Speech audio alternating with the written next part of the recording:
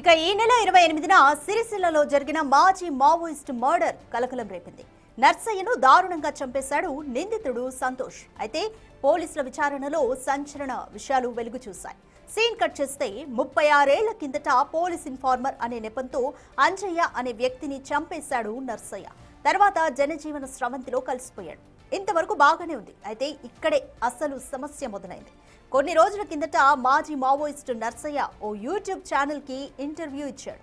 అందులో అంజయ్యను చంపింది తానేనని చెప్పాడు.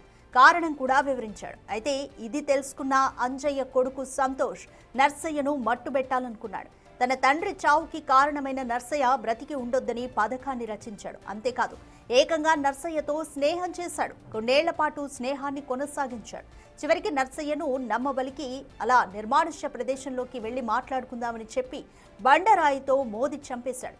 ఇలా తమ తండ్రుల చావుకు కారణమైన వారిని ఇప్పుడు వాళ్ళ కుమారులు చంపేసి తమ పగను చల్లార్చుకున్నారు. కానీ చేసిన తప్పుకు ఇప్పుడు జైలు జీవితం గడుపుతున్నారు.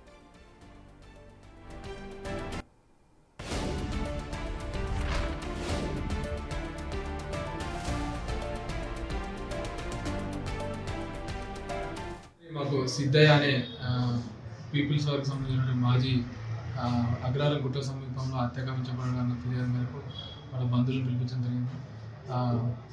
దానిని మేము కేసు రిజిస్టర్ చేసి వాళ్ళ కొడుకు ఇచ్చిన ఫిర్యాదు మేరకు దర్యాప్తు చేస్తాం. రాత్రి మాకు సిద్ధయ్య అనే మోర్ డీటెయిల్స్ మా ప్రతినిధి శ్రీనివాస్ అందిస్తారు. శ్రీనివాస్, నర్సయ్య హత్య కేసుకి సంబంధించి కూడా సంతోష్ గురించి పోలీసులు ఎటువంటి ప్రొసీడింగ్స్ లో ఉన్నారు?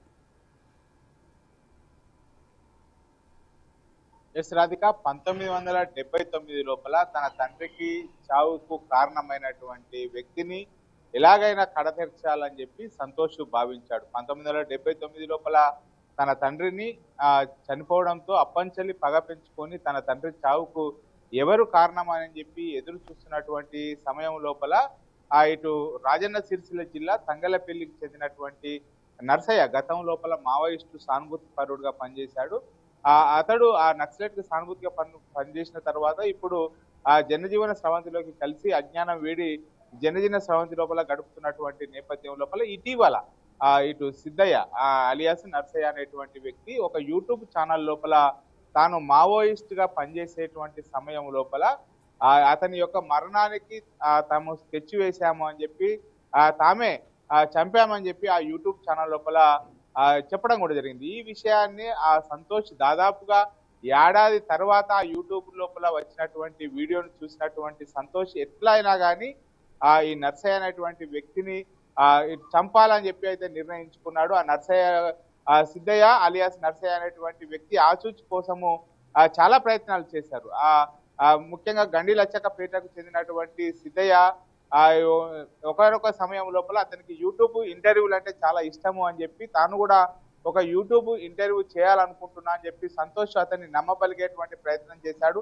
చాలా రోజుల తర్వాత మావోయిస్ట్ సానుభూతి పరుడుగా ఉన్నటువంటి నేపథ్యం లోపల తాను కూడా ఆ యూట్యూబ్ ఛానల్కు ఇంటర్వ్యూ ఇస్తానని చెప్పి చెప్పడంతో అగ్రహారం గుట్టల్లోకి పిలిచినటువంటి సంతోష్ అక్కడ ఆ యూట్యూబ్ ఛానల్ కోసం ఇంటర్వ్యూ కోసం అన్ని ఏర్పాట్లు కూడా చేయడం కూడా జరిగింది. ఈ సమయం లోపల అతనితో సరదాగా ముచ్చటిస్తూ పాత విషయాలు నెమరు వేసుకునేటువంటి ప్రయత్నం కూడా చేయడం జరిగింది. ఈ సమయం లోపలనే ఆ రాత్రి సమయం వరకు గడిపినటువంటి సంతోష్ అతనికి ఫుల్గా మద్యం తాగించిన తర్వాత మద్యం మత్తులోకి జారుకోగానే సంతోష్ ఆ అగ్రహారం గుట్టల లోపలనే అతన్ని ఆ బండలతో మోది హత్య చేసినటువంటి పరిస్థితి. మొత్తానికి 1979 లోపల సంతోష్ యొక్క తండ్రి హత్యకు గురయ్యాడు. అప్పటి నుంచి కూడా తన తండ్రి చంపింది ఎవరు అని చెప్పి పగ పెంచుకొని ఆ చంపినటువంటి వ్యక్తుల కోసం ఎదురు చూసేటువంటి సమయం లోపల ఒక 4-5 సంవత్సరాల క్రితం ఒక యూట్యూబ్ ఛానల్ లోపల ఇచ్చినటువంటి ఇంటర్వ్యూ కనబడంతో అతన్ని సిద్ధయ్యను ఏ విధంగా కానీ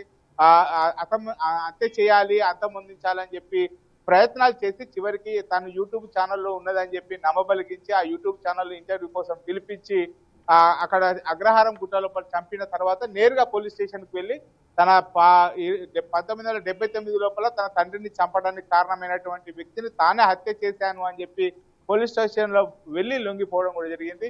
చివరికి ఆ పోలీస్ స్టేషన్ లోపల వాళ్ళంతా పరిశీలించిన తర్వాత అతన్ని చంపినటువంటి వ్యక్తి సంతోష్ అని చెప్పి నిర్ధారించుకున్న తర్వాత ఇప్పుడు అతన్ని జైలుకు పంపినటువంటి పరిస్థితి కనబడుతుంది Radhika. Right, thank you Srinivas.